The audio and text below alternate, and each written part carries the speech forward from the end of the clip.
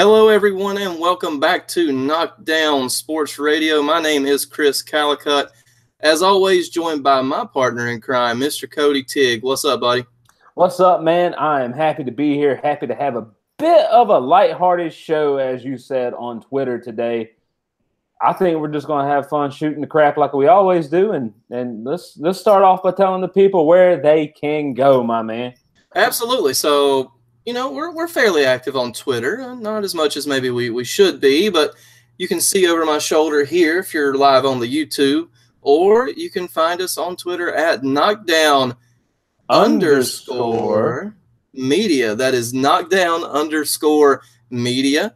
And you can always find us and subscribe to us on different podcast mediums. Now, Cody, if you'll help me count these up real quick. I'm ready. So iTunes. 1. Google Play. 2.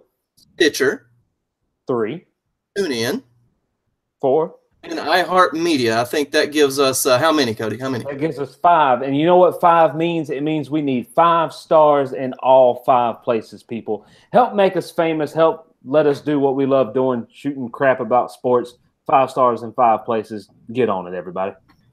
Absolutely. And just to sort of run down the card here tonight, this is going to be a little bit more of a lighthearted episode, as you say. We took it a little deeper last time, a couple of weeks ago, and as we stated when we first returned a couple of months ago, that we would be going about every 2 weeks if we could. And, if the newswire warrants, that we would have an emergency show. Now, some people would say this first story warranted us doing a show. And if we had the great Sean Ross Sapp on at Fightful.com, now's the time for the talking head to be here. Right. Then this would be the time for him to be here. However, he's a busy man. Got a site to run and stuff like that. But LeBron James, Cody, made his decision part 3 and is headed to Tinseltown, Hollywood, LA Lakers, Magic Johnson's new toy. So what do you think initially about the decision other than, we told you so? Yeah, I mean, that's pretty much it. I don't think anyone, you're 2 nobodies here, you're all your big networks. If anyone was trying to tell you that he was going anywhere else but LA, they were kidding themselves because they were just trying to make a story.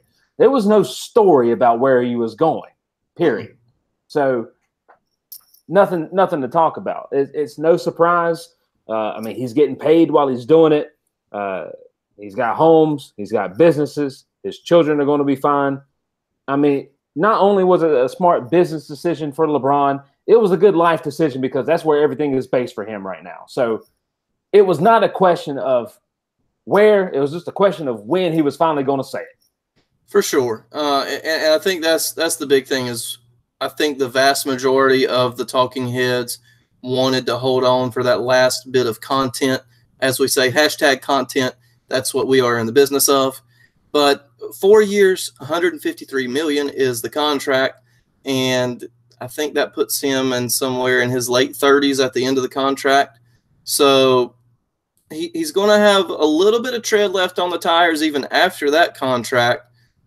So we'll see how the first couple of years goes and see what ensues afterward. But like you said, and we talked about on previous shows, he has his family that he can now move all into one place and not really have to worry about moving for a long time because he does have multiple houses in LA. He does have multiple businesses.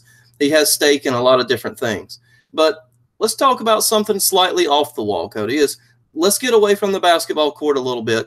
And what do you think this means for Los Angeles as a city and the Lakers as a franchise as far as their rebirth, so to speak? Well, I mean, it's shown that LeBron has left respectful teams, both Cleveland the first time to Miami and Miami to go back to Cleveland when both Miami and Cleveland were borderline, if not below 500 teams each time. Right. And what did he do, Chris? He made them into championship teams. Mm-hmm. So as much as I'm not a Bron fan, I mean, I've not made any, secret about that. That's the thing. He's went to 2 subpar teams made them championship teams within 2 years, if not one, and has completely changed the face of those franchises while he was there. Now, he doesn't have the stud pieces that he had around him in each of those places with the Kyrie and the Kevin Love and then the Dwayne Wade and the Chris Bosh down South Beach. Mm-hmm. So, yes, he has Lance Stevenson blowing in his ear, but whispering sweet nothings, pretty much. Yeah, but is that going to be enough? Does he have enough of the foundation there in LA to help him build them into a championship team? Yeah, they're a top 4 seed in the West. Oh, really? It's LeBron James. Okay. San Antonio ain't even going to make the playoffs next year. Mark it down. But, Ooh. I mean, that's the thing right now. He's changed the face of the NBA with one move, as sad as it may sound. But until they solidify some of the bigger pieces around him, he's still not going to bring a championship caliber to LA, but it's at least going to come close. All right, so let's talk about these new pieces that he has. He signed Caldwell Pope, who just happens to be represented by LeBron's sports agency. And so he got a $12 million deal to come to the Lakers, or stay with the Lakers, I should say. And that's a little high for somebody who was a decent role player at best last year. But these other new pieces, Rajon Rondo, journeyman quality all-star type of passer and defender. Lance Stevenson, known for his antics, but also a solid, borderline all-star caliber player. A hustle guy. He's a hustle guy. Yeah, and then JaVale McGee, who went from the Warriors to the Lakers for a decent amount of money. Actually, I think they got a little bit of a steal with getting him, but he is 33 years old. He's sort of on the backside of his career, and I actually want to make sure, Cody, check my fact real quick on the JaVale McGee age, but I think he's on the backside of his career, even though he seems older. He feels like he's been in the league forever, but he's still got a couple of good years left in him. So LeBron has some solid veteran pieces around him. But if you look at the personalities, Cody, Rondo, Stevenson, McGee, those personalities in and of themselves are going to drive LeBron absolutely nuts by at least no later than the All-Star break. Wouldn't you say? Yeah, I'd say so. And JaVale McGee is actually 30. He's only, Jeez. Okay, like I said, he looks like he's 40. Oh, yeah, he looks like an he's old 30. Man. It's ridiculous. But I agree. But then again, we've heard a lot of the talking heads say it, and I'm going to agree. LeBron has nothing else to prove. LeBron has the rings. Mm-hmm. LeBron has the MVPs. Mm-hmm. LeBron has brought teams off the brink of death. Sure. And made them successful. LeBron has nothing else to prove. I'm sorry, but everyone brings up the comparison between him and MJ. I'm sorry, there's no comparison. The styles of the games are two different things at these times, these periods of time. So at this period of time, LeBron's the man. There's no question about it. But everyone's saying that he needs to do this to be ranked this high. He needs to do this to be ranked this high. I'm sorry, but on your Mount Rushmore basketball, you got to go by decade or every 20 years, or else it's not going to matter. And that's how I look at it. He has nothing else to prove. I think he just wants to be in LA with his family. He wants to be a part of that limelight out there because he has the film industry there that he's a part of. He has the businesses. He has the home. He just wants to be there and be happy. This is LeBron trying to be happy for himself and I feel like not really care about anybody else. Yeah, and I think he's going to do wonders not only for that team. You have Luke Walton, who is pretty much the same age as LeBron James, as his coach, and who was a role player at best in his career, but all in all seems to be a pretty smart guy, I guess. When you're cut from the same cloth as Bill Walton, you have to be a genius, right? Well, when your dad FaceTimes you from the Dead and Company concert to tell you congratulations that you landed LeBron James, you got a pretty badass dad. So, And I mean, that's all I got to say about that. See him for the smoke. You couldn't see him for the smoke. So hey, it was like it being at a Jimmy Buffett concert too. So hey, I got news on him too, but that's besides the point. Oh, another podcast for another day, ladies and gentlemen. But another person that's actually still on the Lakers team, Cody, is Lonzo Ball. And sources are saying, sources, as they say, are saying that LeVar Ball leaked Lonzo Ball's injury to keep other franchises from being interested in him as part of a trade package for either, say, a Paul George, a Kawhi Leonard, or even a LeBron James. Now, what do you think about the Ball camp possibly letting out a little extra news, whether true or not, just to keep his boy there in LeBron land? I'm going to steal a phrase from LeVar here. Oh, okay. And I'm going to say he needs to stay in his lane. All right? First off, the man is an idiot. No, LeVar Ball? No, no. Yes, you're right. Okay, sorry. I was about to say, don't. I almost had a freaking heart attack, man. No. I mean, he is a freaking idiot. Okay, don't get me wrong. The pieces are there for Lonzo to be a good player. He'll never be great, but the pieces are there for him to be a good player. Okay, if he can learn to put his elbow on the right side of his body instead of the left when he shoots a basketball, that's the first step. But it seems like somebody would have taught him that, 15 years ago. But the thing is that he's going to end up overseas playing basketball with his brothers, and his dad's going to be stepping in and booting the coach out of the way every time something happens. Okay? Or LeVar will end up being the coach.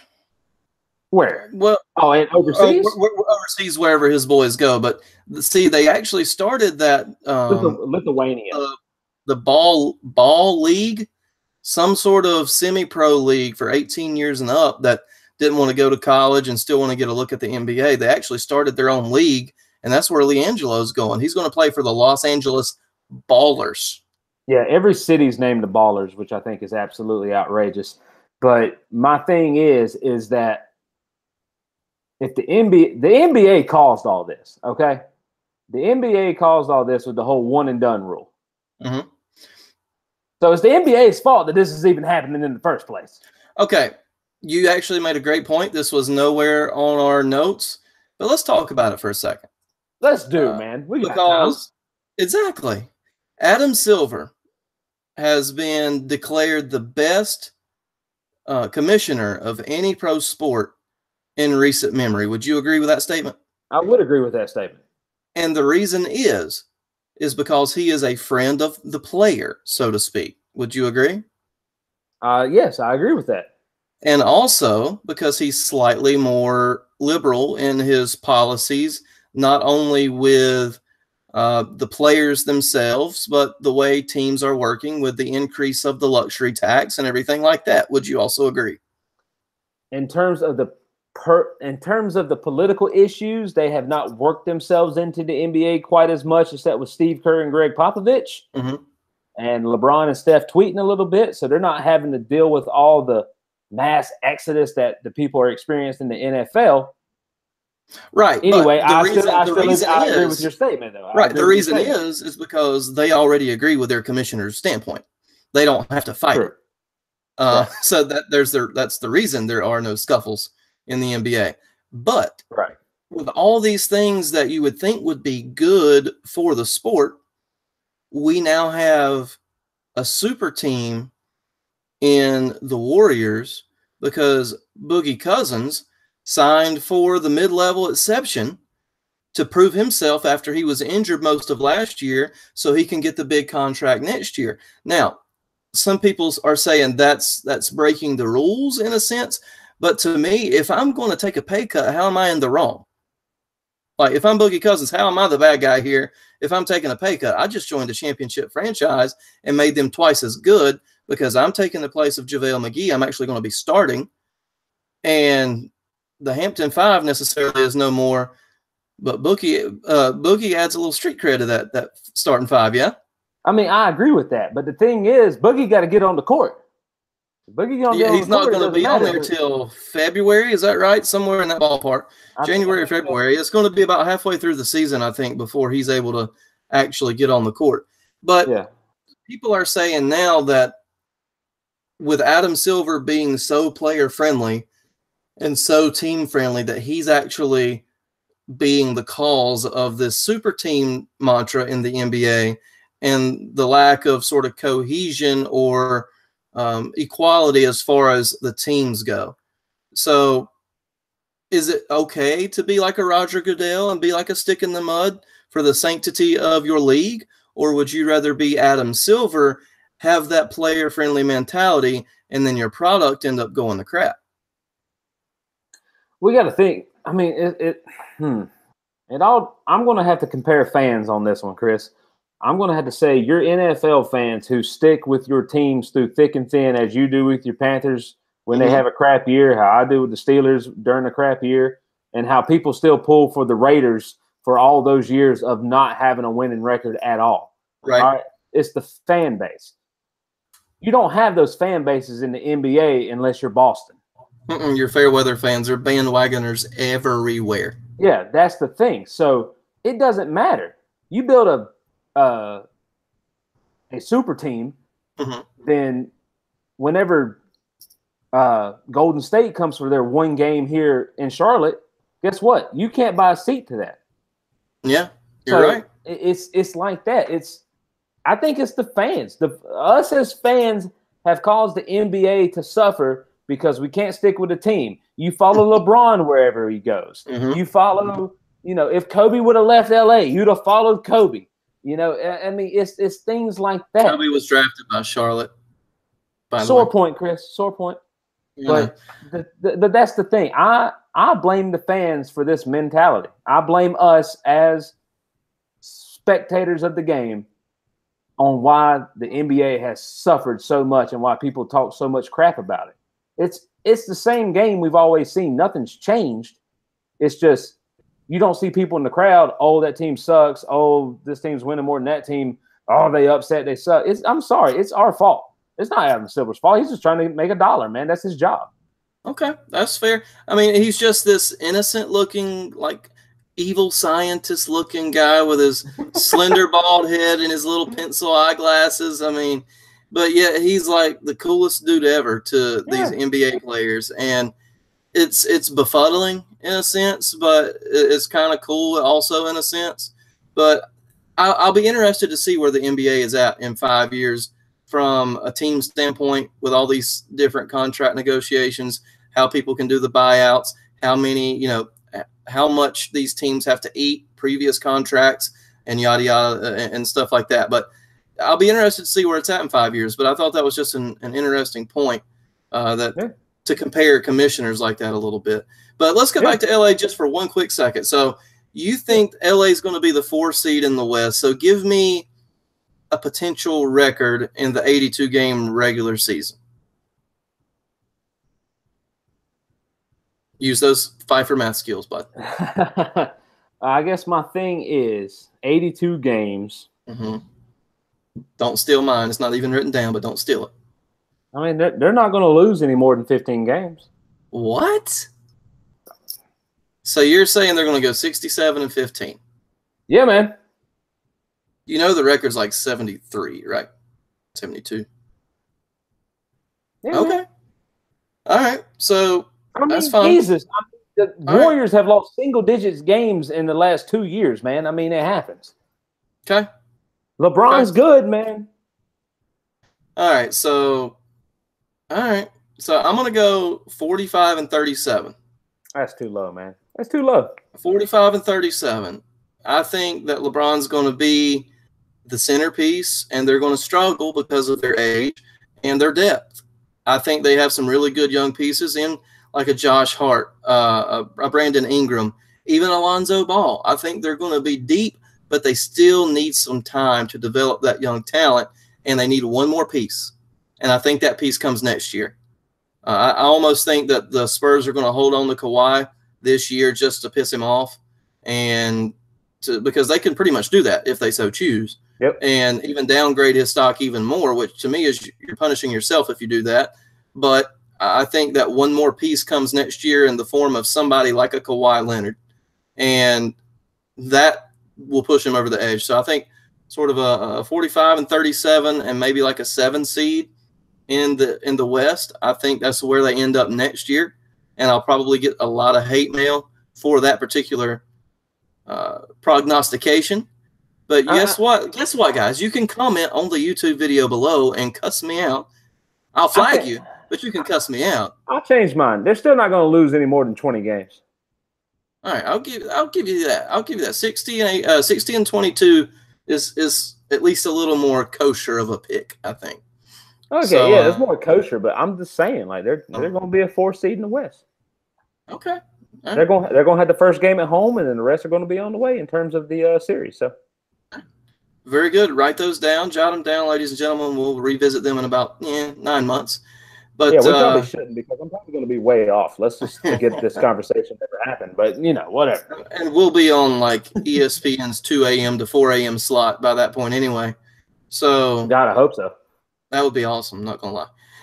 But so to shift gears a little bit from LABron, spelled LABRON, of course, to the World Cup. Cody, I guess I officially win the Office Knockdown Sports Radio pool, because in our first particular show, I did pick France before I waffled a little bit on my picks. But I did pick France initially, and I did that with pretty much 90% seriousness. I knew they were kind of like anti-American as far as how we see each other in real world perspective. So I kind of did that from a heel standpoint, as the wrestling world would say. But you know what? They're in the finals. And if you boys, the 3 Lions, they lost their roar today, Cody. Dude, I don't know what happened. I don't. I mean, you have to think. Let's just compare the round of 16 to now in terms of the games that had to be played. Okay, France had to beat. I'm ready. France had to beat Lionel Messi in Argentina. Mm-hmm. Then they had to beat Luis Suarez in Uruguay. Mm-hmm. Then they had to beat Belgium, powerhouse, who has my boy Eden Hazard from Chelsea. Mm-hmm. I mean, they had to go through hell to get where they were. Okay, let's put Croatia and England in here. Okay, England had to beat Colombia. They won in penalty kicks. Should have been an easier game. Then England beat Sweden 2-0, got to the semifinal. Croatia had to beat Denmark, went to PKs. Mm-hmm. Okay, then Croatia had to beat the darlings, the Cinderella of the World Cup, which is Russia, the host nation, the worst ranked team in the World Cup. Yep. Made it to the quarterfinals. Had to beat them in penalty kicks. And then we get to today. England versus Croatia. England scored in the 5th minute. Mm-hmm. Oh, I thought it was all. Tippier scored ahead here. No, it was the 5th minute. It was the 5th minute. Tippier scores a header off a set piece. Almost all but like 1 or 2 of England's goals have been off set pieces during the World Cup. Most good goals in the World Cup have come off of set pieces. This is true. But that's the thing. 5 minutes. All right. And then what happens right at the end of the game? Croatia scores an equalizer. Okay. Mm-hmm. We go into extra time. This is the third extra time game in a row for Croatia. All right. This is unheard of. This has never been done in the World Cup. Okay. What did they do? They win the game. They win the game. They beat England. Everyone thought the World Cup was coming home, and it's not.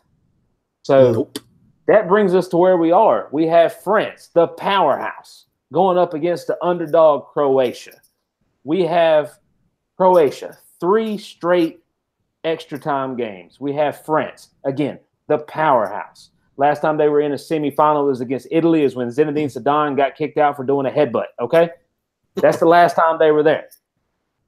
It's different now. They're more experienced. This is a more experienced team. They have people who play in the big leagues. Croatia only has a few players that play in the big leagues, but they have a bunch of young players and some older players. The thing is that Croatia's scary now. Mm-hmm. I mean, what in the world are you supposed to do with a team that doesn't die?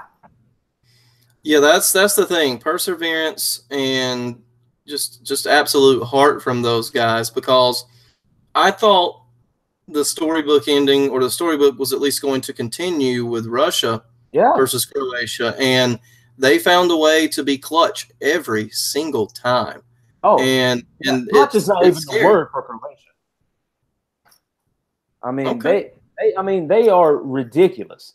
I mean, I watched the whole, not the whole, but the end of the Russia-Croatia game, and I was like, I mean, this is ridiculous. This is the most ridiculous thing I've ever seen, because they just came out of nowhere. They're just like, you know what? We're going to win the game now. It's fine.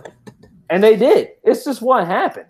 And, I mean, they got a bunch of political stuff going on with them right now, with a few of their players getting kicked off, coach getting suspended. One of the coaches got kicked away, and then one player should have been suspended but wasn't, who kind of supported some of the stuff that Russia was doing to Crimea and stuff like that. Bit of some shady stuff, but yeah. You can't knock what they're doing. But, I mean, we'll find out Sunday at 11 a.m. our time, Eastern Standard Time, France versus Croatia.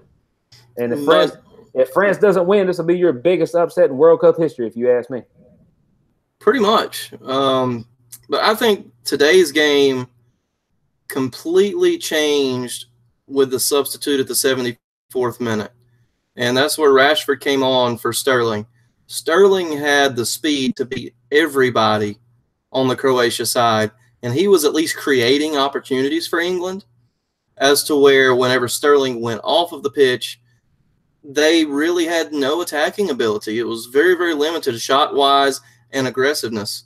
I think that was really the biggest point in the game, and it was a weird spot to sub out a guy like that, because Croatia scored the goal on the 68th minute, and then you take out probably your fastest player on the pitch just 6 minutes later. And I know that Rashford is a solid player, solid striker. Yeah, fantastic. But to me, that changed the face of the game a little bit. Well, here's what changed the face of the game for me, and it basically started from the beginning. You watched the last two games versus Colombia and versus Sweden. Your best player on the field, or what a lot of people think is your best player on the field, Harry Kane. Harry Kane has been playing your striker position and then coming back and playing defense in the midfield, okay? Yep. He has been running his ass off. You have asked way too much of Harry Kane. So what you should have done, let a true striker play. Put Jamie Vardy in, okay? All right, he's done fantastic things in the Premier League. You know he can score. You know he's quick. He's a quick little dude. Let him play the first half. See if you can't get ahead. If not, then bring in the killer, who is Harry Kane. But England ran, to me, I know it's just one player, and one player doesn't make a difference, as we know, as we saw with Portugal and Argentina. It doesn't matter. But for that team, as good as and as young as they are, Harry Kane could have made a difference, and he got ran ragged in the first two games for how they were playing him both up front and in the midfield, going back and forth. You can't do that. I'm sorry. I know you're a professional soccer player. You get paid millions of dollars, millions of pounds, whatever it is, to do what you do. But you can't do that in this short of amount of a time and expect to be useful. All right? He needed a break. Harry Kane needed a break, and he didn't get it. You didn't have that, you know, you're talking about Sterling and Rashford. I'm sorry, but they're going up the wings trying to find Harry Kane in the box. Yep, you're right. You're not going to find Harry Kane in the box if you can't get there. Nope.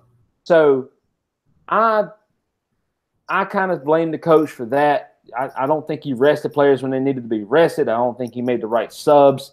You have a very stacked team, in my opinion, in England that should have brought it home. And they basically let the whole United Kingdom down for the people who were pulling for them. As you were. And I guess, like I said, I win the old office pool on that one. I'm not sure. We didn't really set a bet of any sort, unfortunately, for my sake. Well, yeah, because I didn't expect Croatia to beat England. Right. No. I mean, we could have done something with how far each of our teams would have gone, but you know, we thought that we would be in pretty good spots, and here we were in the semis, and England just sort of pulled in England in World Cup stuff. Yeah. So I felt good 5 minutes in. Oh, I thought it was done. Now, as soon as they I did too. 5 minutes in. I'm like, all right, it's going to be like 2-0, maybe 3-1. I think they're going to get another one, and they're going to be fine. But no, they let their foot off the gas pedal a bit, and Croatia found their groove, and bye-bye. God save the Queen. Yeah, here's the thing. France, if France doesn't win, this will be a bigger upset than when they lost to Italy. If Croatia wins this, then there might not be a Croatia come Monday. So I'm sure Goran Ivanisevic would be okay with that. If come on, you got to get that reference. No? Yes? I mean, I got it. Tennis? Okay, good. Duh. One of my favorite 90s, early 2000s tennis players of all time who happens to be Croatian. If you call him by his proper name, Dr. Evo, then everyone would know who he is. No, that is Ivo Karlovic that you're speaking of. Oh. I'm thinking Goran Ivanisevic. This is going old school, my friend.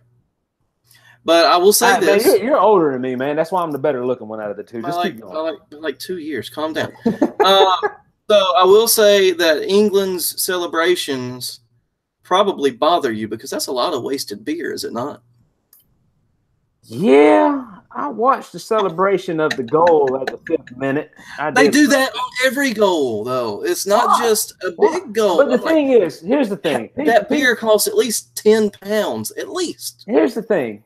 Not that much, Chris. I've already researched from my trip later. But my thing is, if you look closely at the video, just look up the video 5th minute goal during Croatia match. It'll pop up. I'm sure.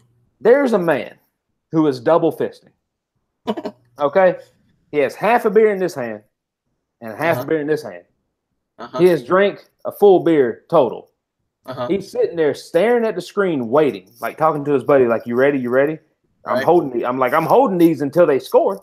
And as soon as he did, he throws one up, takes a sip of the other one, throws it up too, just throws the cups away. And it literally looked like it was raining. Like the last time I saw something like that was at the Lil Yachty set at a concert I went to. Oh, good grief!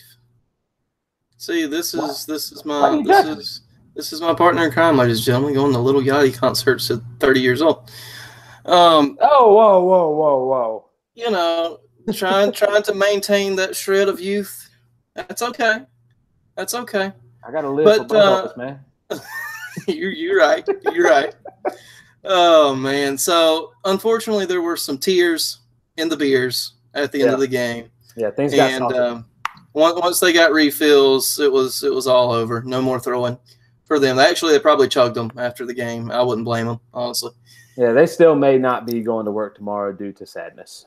Yep. Day off in England tomorrow. But who you got? Croatia or France in the final? Man, I want to say France. I really do. Okay. France should win. And I'm going to pick France. Okay, I felt a butt coming there, but it never sort of actually happened. But okay. No, I'm picking France, but I would not put money on this game. I'll put it that way. God, no. This one feels very toss-uppy to me. And it may end up being 3-0 France. You never know. Yeah, so I'm going to stick to my guns. I've got France, and if France wins, then you have to buy me some French fries next time we hang out. So there you go. Sounds good to me, bro. Let's see. So that pretty much wraps up the World Cup. As you alluded to, the final on Sunday, 11 a.m. Eastern Time. I will probably be watching on my cell phone after or during church, possibly. We'll see. But MLB All-Star Weekend is also coming up on July 17th at Nationals Park in Washington, D.C. It kind of snuck up on us in a way, Cody, because I don't feel like there's a ton of hype going into this, and just that the MLB All-Star Weekend is not necessarily as big of a draw that it used to be. And am I sort of wrong in feeling that way? No, it's not. I mean, it is one of the only games where you actually have some competition for the most part, bringing all the big names together and things like that. But there's just not as much buzz. I mean, there's not. I mean, it's at Nationals Ballpark. It's not to say Washington's a small market team, but all things considered, it really is. All things considered, it really is. It's not at – I mean, heck, you'd even have a better time putting this at the Dodger Stadium. There's less seats there. I mean, it's because it's going to draw names, and you're going to make a ton of money. I mean, you wouldn't want to hold an All-Star game at Atlanta with the new stadium. I don't care what no one says. Okay. You would hold it in New York, either at the Mets or Yankees, because it's New York. You're going to bring money. Either LA stadium, you're going to bring money. I'm sorry. You got to have it where you're going to bring money. And I just don't see that happen in a small market area. And you can't promote DC. Like, come see us. This is where everything's going all to hell. Come watch baseball. Right. I mean, and the Nationals still trying to hang in there in the NL East, but not quite as good as they have been the past few years, because the Phillies are actually now a game above the Atlanta Braves, who have been leading the majority of the year. But to talk about those Atlanta Braves, they got 4 All-Star selections for the National League side. Freddie Freeman, a 3-time All-Star, was the leading vote getter for the National League side as on the first baseman. And you also have Nick Markakis, who is a 13-year veteran who made his first All-Star game. He was with the Orioles for so many years. He was a solid player and just never sort of took that extra step. This year, he's, I think, having that wily vet sort of mentality about him in a locker room of younger guys, like an Ozzie Albies, who is a reserve on the second baseman side. And let's see, who is it? Mike Fultonevich, who's a young pitcher for the Braves, who made his first All-Star game. But Markakis, 13-year vet, makes the All-Star team for the first time, sort of a feel-good story, but he has a renewed energy. If you watch him in the dugout playing, when one of the young guys does something, he's cheering like he's their uncle or something. Yeah. It's really cool to watch the Braves this year. It is. It's a lot of fun. I'll be turning the game on against Toronto once we get done with this podcast. But my thing is that the baby Bravos have just brought such a brand new energy. I mean, it's fun to watch. I mean, they may be losing, but they score a run, the whole dugout goes crazy. It's so much fun to watch. I'm happy for everyone who's there. I mean, there's future All-Stars all over this team if they play their cards right. And lots of trade bait too, unfortunately, depending on which way they decide to build the team. This is true. This is true. I mean, with the new GM that's in there, we've only had, this is his second year, so it's hard to tell, especially with still so far so good. Yeah, it is. But you got to think we're also dealing with the sanctions of the trade laws that we broke. But I'm really happy for Fultonevich. He's had a great year. But as you alluded to, I'm more happy for Nick Markakis than even Freddie Freeman, who is our new Chipper Jones at this point. Let's be real, in terms of somebody. Numbers are eerily similar, by the way. Well, that and somebody who's probably going to be with the team until they retire, unless the Braves do something stupid. And if they do, then that's absolutely ridiculous, and I would be very pissed off. But Markakis, being just a long-time vet, as you said, just perfectly groomed beard that he wears all the time. The Braves have some of the best beards in the bigs. Yeah, and I mean, and you can't tell Dansby Swanson and Charlie Culberson apart. You just can't. Oh God, I have no. But the thing is when Nick Markakis on the opening game of the year hit a walk-off home run, if that didn't tell you it was going to be a good year for him, then you have no soul and you don't know baseball. This is me. I mean, I know I'm biased. I'm biased. I sound like a commentary on Fox Sports right now, taking up for my Braves. But I mean, hell, we haven't had anything to be excited about in 8 years. At least. But not to be a homer podcast, we'll talk about a few other teams. The starting lineups are as follows. For the National League, at catcher, Wilson Contreras of the Cubs. First base, the aforementioned Freddie Freeman of the Braves. Second base, Javier Baez of the Cubs. Third base, Nolan Arenado from the Rockies. Shortstop, Brandon Crawford from the Giants. And the outfield is Markakis of the Braves. Matt Kemp, former Brave, is back with the Dodgers and absolutely balling this year. And Bryce Harper, just because he had to be in there because it's in Washington, not really. He's probably one of the biggest stars, even though he strikes out more than he probably makes contact. And that's from the Washington Nationals. But that rounds out your National League side. Any names there that sort of stick out to you other than our Bravos? Yeah, Bryce Harper shouldn't be there. He's having a crappy year, and he'll be out of a Nationals uniform before the trade deadline. Oh, really? Yeah, man. Was not expecting that one. So we'll keep a I'm sorry. watch on that. We need to plan the script better, man, because I think I've surprised you too much. No, that's good. But when you have a pitching staff such as this one, Max Scherzer, Jacob deGrom, Aaron Nola, Mike Foltynewicz, Miles Mikolas, John Lester, and Patrick Corbin as like your starters, and then you have guys like Brad Hand and Sean Doolittle who have been killing it as well, then I think the pitching staff is on a absolute tear for the National League. I think the American League is going to have a little tough time with the National League this year. And thank God they stopped last year. The winner of the All-Star game does not determine which division has home field. Yeah, that was the stupidest crap that Bud Selig ever tried to do. So, all right. So, American League starters, and then stop me if you want to, but we'll go through the starters and talk about a couple of names. Catcher Wilson Ramos of the Rays, who I think is very well deserved. I believe it was Snell, a pitcher for the Rays, who's like 12-4 and has a sub-3 ERA, who did not even make it on the team, but which is a little bit of a travesty. But again, that Tampa Bay small market, the team's not doing so great. So not really a surprise that he didn't make it, but still kind of a snub at the time. First base, Jose Abreu from the White Sox, Jose Altuve at second base from the Astros, who was the top vote getter of all of the players. Third baseman, Jose Ramirez from the Indians. Shortstop and one of my favorite players in the American League side, Manny Machado, who's kind of a punk in a way, but he's a bum.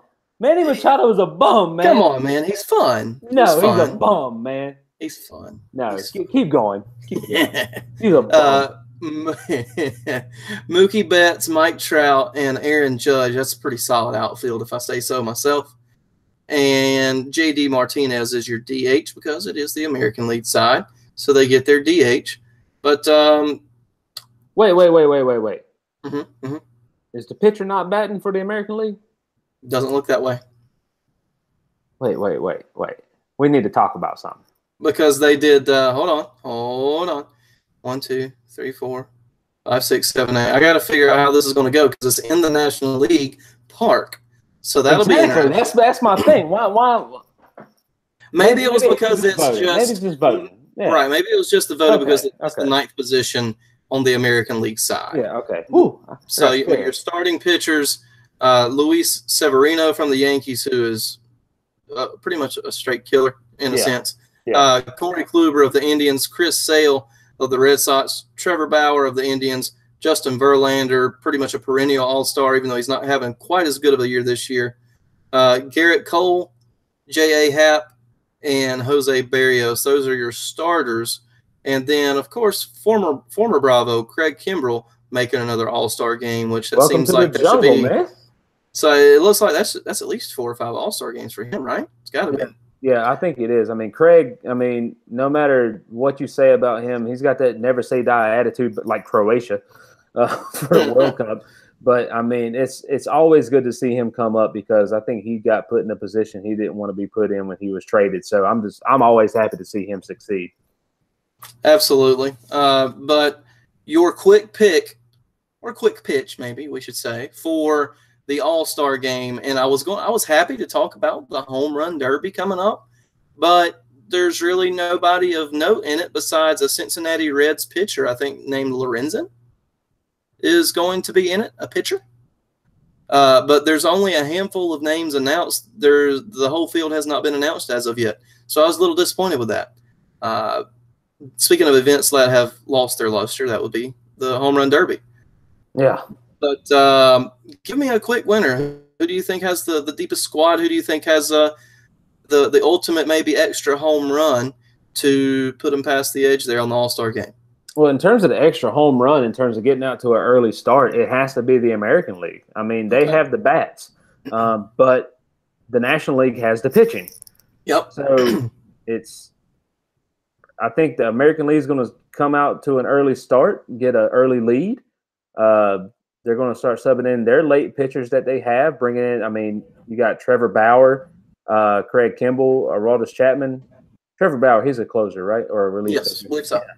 Yeah. So, I mean, you got those three right there. Put them in 7, 8, 9. You're not going anywhere. So, in terms of starting off hot and then being able to close it out, as bad as I hate to say it, I think the American League comes out on this All-Star game, man. Okay. Well, I'm going to be a homer, and I'm going to take the National League. And I'm going to say it's actually going to be a low-scoring game due to the immense pitching on both sides. I'm going to say it's going to be like a 4-3 National League win. I would hope so, man. The pitching on both sides is just absolutely insane. I mean, and that's not necessarily what you want as an all-star game. You want it to be this big offensive display. But I think sort of taking that surgeon's mentality of a pitcher is also, to me, just as impressive from a skill standpoint as the long ball. And I hope people don't get bored with that. I hope people appreciate that. But I think that's kind of what this game is going to be. Yeah. Well, the thing is, looking at the pitching real quick, the National League has the better starting pitchers, but I want to say the American League has the better relief pitchers. Okay. So it'll be situational by the inning and see how we go. Yeah, pretty much. All right. Fantastic. And we'll look forward to that next week on the 17th at Nationals Park. But a couple of things, or one big thing that is near and dear to mine and your hearts, and that takes place at the All England Club, Cody, and that is Wimbledon. Yeah. A huge upset today. Roger Federer, who has been pretty much on a roll on his way to the quarterfinals, got upset today by Kevin Anderson of South Africa. Sort of a big, lanky guy with a big serve. But here's the deal. Federer was up 2-0 and had a match point. Match point. 2 sets up. Loses match point. Loses that game. Loses that set. And then loses the 4th and 5th. But the 5th set was 13-11. So talk about being literally 1 point away to being out of the tournament just about an hour later. I mean, it had to be a mental thing for Roger. I mean, he alluded to it today during his press conference. Like, he said he felt like he was great. He felt like he was hitting the ball good. He felt like he was feeling the ball good. He felt like he was reading his serve. Like, he felt like he was doing a lot of things good, but sometimes you don't play great. You just play good, and that's not good enough. That's not exactly what he said in terms of the great and the good thing, but, of course, everyone understands what I'm saying. But that's kind of what it came down to. Roger Federer is the greatest tennis player of our generation. I don't possibly all time. Agreed. Yet to be seen. He hasn't retired. I can't say that yet. I mean, but as of right now, I agree. He's the GOAT. But I mean, he's getting older, and sometimes his best is going to start not beating people. Yeah. I mean, that's just how it is. I thought that would happen 3 or 4 years ago, and it kind of did for a stretch. And then he took a little time off, and then he came back just as good as he ever was, which was pretty unbelievable at his age. I think he's 37 now, and that is absolutely unheard of for a modern tennis player. Most modern tennis players are done by the time they're 30 to 32. If you look at the Pete Samprases, the Andre Agassi's of the world in our generation, when we were growing up, Andre Agassi was my idol. And he pretty much lost his legs a little bit like at 30 or 31. And that kind of broke my heart because, I thought it was a little early for him to be done, but you could see the passion wasn't there. The legs weren't there. But now you have Roger, who is no longer with Nike, by the way. He signed with Uniqlo, which sort of this up-and-coming, I think, European brand on the rise, and got this new endorsement deal, got this new energy, and has been doing really, really well. And he loses in the quarters in what I would call a fairly big upset. But Kevin Anderson, no slouch. I will say that. Yeah. No slouch. He has won a couple of our local tournaments here in the area called the Winston-Salem Open. He has been here a couple of times. I have watched him in person, and he is a tremendous tennis player. So is it odd that it happened on the grass at Wimbledon? Yes. But it's still not necessarily a shaft of a win, I guess you could say. No, not at all. I mean, I feel bad for Kevin because his next match against our local Greensboro Page High School alum John Isner is probably going to last 6.5 hours. That's going to be a slugfest. But see, you say it's going to last 6.5 hours. I disagree. And wait. Do you disagree because there's no tie break in the 5th set, or do you disagree because something else? Well, that's the only way it goes 5 hours to me, is because there is no tie break in the 5th set. Because somebody's going to have to break somebody eventually. Because both guys have a huge serve. They're both 6'5 plus in their height. So it's going to be these big lumbering guys. The ball's going to be moving fast on the grass. They're not going to be having 20-ball rallies. It's literally going to be a serve, a return, and maybe one extra shot. There's a tennis concept called serve plus 3 that I use as a tennis coach. Studies show that about 80% of points, especially at even the high school level, but also the pro level, 80% of points last 4 shots and under. So you have your serve plus 3. This is going to be the absolute quintessential serve plus 3 match. That's going to be the epitome of that, man. Yes. So, I mean, that is why that stat was made, this match coming up. But the other semifinal, Cody, is the GOATs as well. Novak Djokovic and Rafael Nadal. So you pretty much think that's the final and the other one's the consolation match. No. Those are the 2 semifinals. Yeah. But tell me who you got between Rafa and Joker. Rafa looks really good right now. I mean, I feel like he's had a pretty easy path until today's match that lasted about 4.5 hours. Joker, who's had more of a difficult path, you could say, in terms of his seeding to getting here. So I feel like he may be more well prepared, but I don't know. I got a feeling about Rafa just doing what he needs to do. I'm picturing a Rafael Nadal, Kevin Anderson final, to be honest with you. I know. I don't want to say it, man. I don't want to say it, but we got to be realistic. Yeah, that's fair. But I give Rafa a little bit of the nod in that semifinal as well. Djokovic had some rough patches earlier in the year, has also taken some time off, has some not so great results earlier in the year.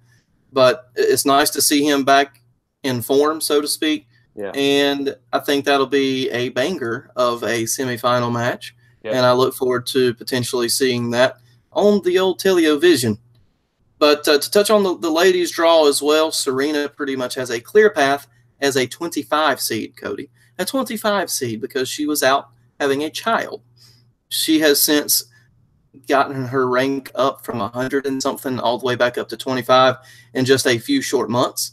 And with all of, I think, 9 of the 10 top seeds in Wimbledon on the ladies' side are out. So I'm pretty sure it's a clear path for her. It's hers to lose. And the good thing about that is her and Venus are not playing doubles this year together. Yeah. So she is focused on singles. So I think it's her tournament to lose. I agree. The only thing I had to say about that is that, one, I always want Serena to win or an American to win because, you know, American tennis is awful. The women are the only thing we have a hope for.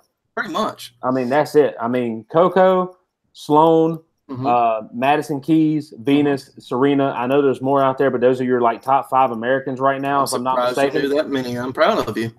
Dude, I'm a sports aficionado. But the thing is that my thing is that the only thing I want to say, just to touch on it, even though it's not on the script, these women who decide to go and have a child should not be penalized for their rank while they're out doing what they have chosen to do and having a child. And Serena, even though Serena has dominated, she has dominated her way up to where she needs to be. Should she have had this hard of a road to get there? Absolutely not. She was punished for having a child. Pretty much. And that's just BS. It's absolute crap. And she's just proven everybody wrong, showing that she can do anything. There's been other tennis players in the past who have done it. Of course, Serena more in the limelight, bringing the light to the situation. But I mean, it's like men trying to decide what a woman should do with their body, and it's kind of what happens in tennis. I mean, you get penalized for having a child. You know what? Hold on. You know what? What's up, man? I think we have a topic for our next show in a couple of weeks. Uh-oh. Professional sports and the women and their maternity leave and how that affects their pay, how that affects their rankings, and how that affects what tournaments and competitions they can enter. So I think we have a topic for our next show, sir. That's a nice little point of you to bring up. Well, I appreciate that. We are definitely the most two wrong people to be talking about that. If I could. Well, we do have one qualified that has bore a child. If necessarily, we could have her on. And you have 2 puppies, so I'm sure that makes Leslie more of a mother than anybody else, I think. So, but you understand my point of what I'm saying is that absolutely she's had to work her ass off to get where she is because they give her a lower seed. Other women have done it in the past too. It's just Serena's happening now, so this is what we're talking about now. Should we have made it so hard because she decided to go better her life with a child? But anyway, let's go. You know what? We were not supposed to get deep for this show. No, we weren't. This is your fault. All your fault. Completely. This is my fault. I'm sorry.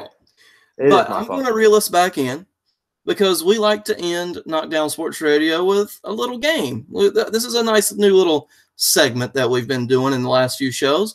This is a good idea by me. Good idea. It was. And I came up with a little game to represent Wimbledon and another highly esteemed tournament in the country club sports.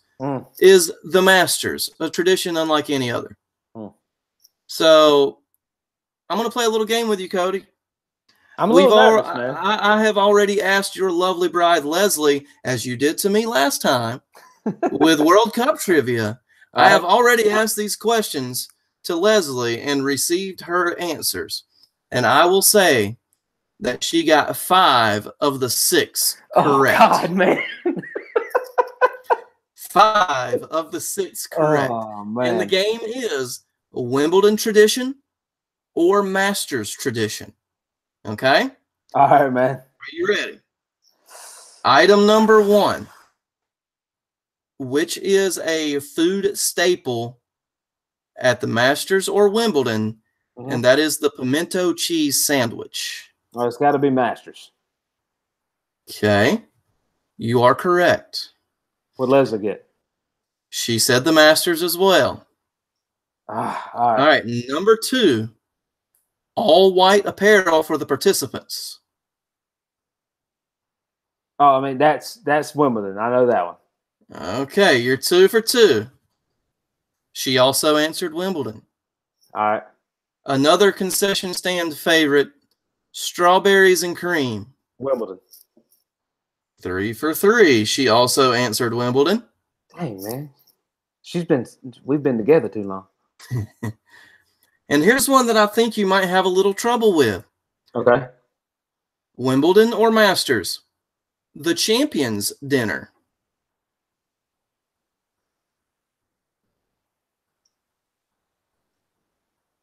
Man, I don't know.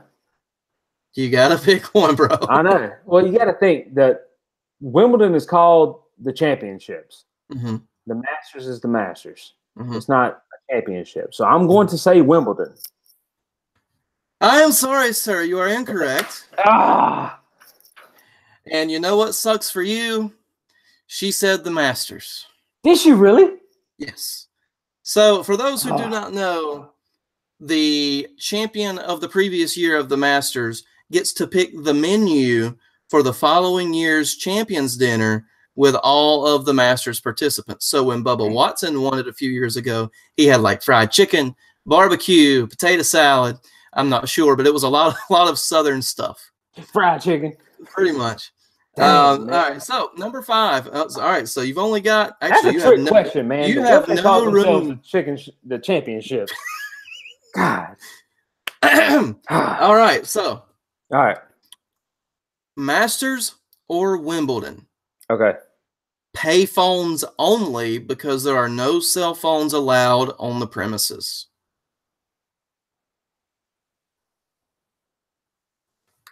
Man.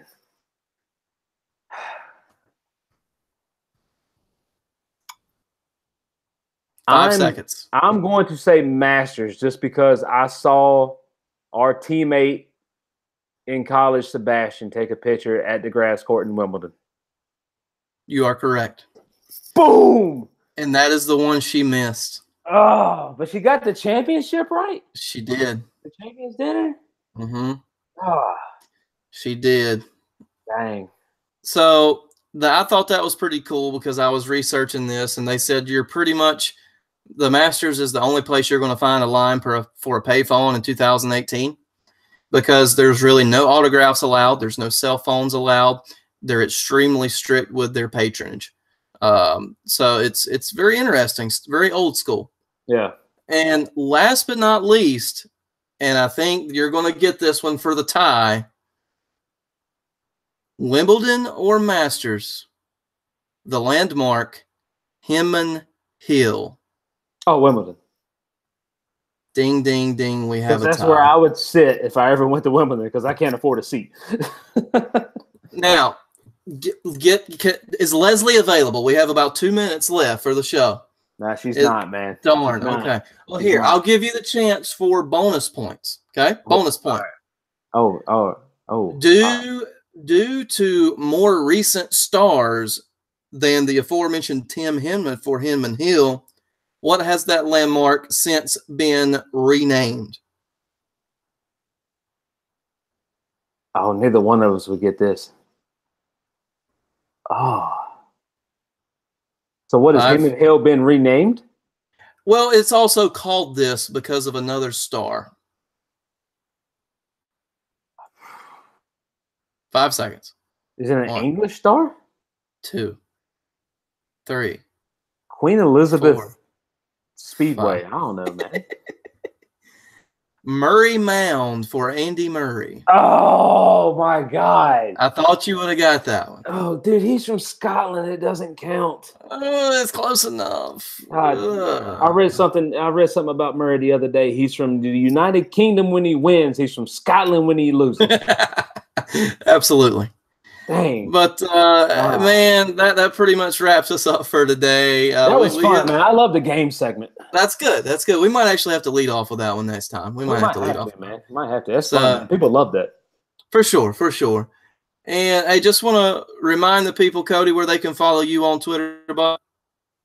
Yeah, you can follow me at CRTEAGUE008. That is CRT008 at the Twitter. And Chris, let them know where they can follow our antics and when we decide to tweet and try to make magic happen. And that is at knockdown_. Oh, that one was bad. The first one was good. It sounds good when you listen on the podcast, though. It sounds good when you listen on the podcast. That's true. We never listen to our stuff. Let's not kid ourselves. We never boost our own views. That would be mean and deceptive. Exactly. But knockdown_media is where you can find us on Twitter. And as always, you can find us on 5 different places. So rate us 5 stars. Subscribe to the podcast anywhere just about that podcast are available. You can also give us a little thumbs up, which means that you like this video on YouTube. You can hit the little bell notification on YouTube. That lets you know when we're going live so you can tune in with us. And thank you to the few folks who joined us here on the live video. Thanks for hanging out with us. But for Cody T, I am Chris Callicutt, and we will see you next time on Knockdown Sports Radio.